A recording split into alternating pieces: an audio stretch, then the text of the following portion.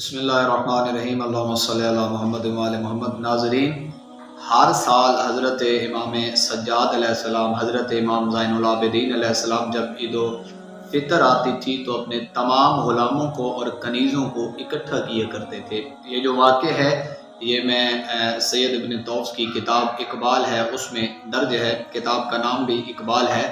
تو وہ لکھتے ہیں کہ امام زین العابدین ہر سال جب سال ختم ہوتا، نیا سال شروع ہوتا، تو اپنے تمام کنیزوں کو اور اپنے غلاموں کو مولا اکٹھا کرتے تھے، اور گزرے ہوئے سال میں جتنے بھی انہوں نے گناہ کیے ہوئے ہوتے تھے، غلطیاں کی ہوئی ہوتی تھیں، تو امام ان کو آگاہ کرتے اور پھر امام کہتے یہ غلطیاں آپ نے کی ہیں تو میں آپ کو معاف کرتا ہوں۔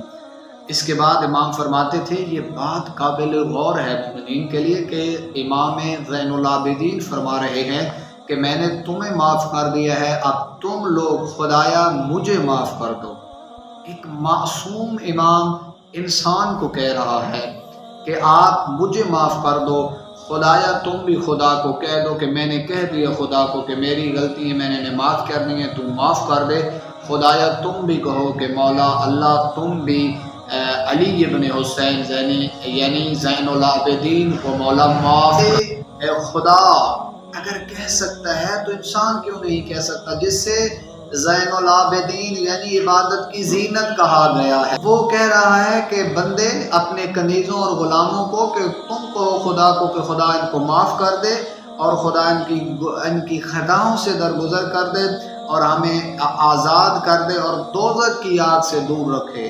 دیکھیں قابل غور بات دیکھیں، اور امام زین العابدین علیہ السلام کی آپ محبت توحید دیکھیں، معرفت خدا دیکھیں کہ جن کے نزدیک گناہ اور یہ گندگی، یہ نجاست یہ قریب ہی نہیں جا سکتی، لیکن امام نے یہ عمل کیا اس لیے کہ ہر انسان کو جو اپنی امت ہے، امام امت کو بتا رہے ہیں کہ اگر ایک امام حجت خدا یہ کہہ سکتا ہے تو تم بھی ایک دوسروں کو معاف کرو اور دوسروں سے معاف کروا سکتے ہو۔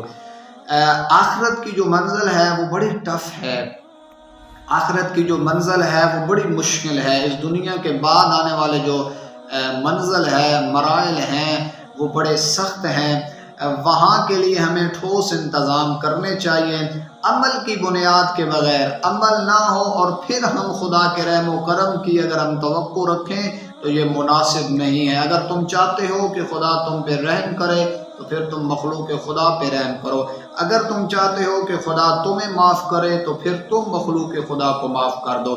اگر تم کسی کے انتقام کی فکر میں ہو، کسی سے بدلہ لینے کی فکر میں ہو، تو پھر وہ خدا بھی ہے، اس کے جو تم نے نافرمانی کی ہے تو پھر اس انتقام کے لیے بھی تم تیار رہو۔ پھر سوال یہ پیدا ہوتا ہے کہ کیا مرنے کے بعد انسان کے درجات بلند ہوتے رہتے ہیں؟ ہاں بالکل، ان لوگوں کے بلند ہوتے رہتے ہیں جو خدا و اہل بیت کی محبت میں ہوتے ہیں اور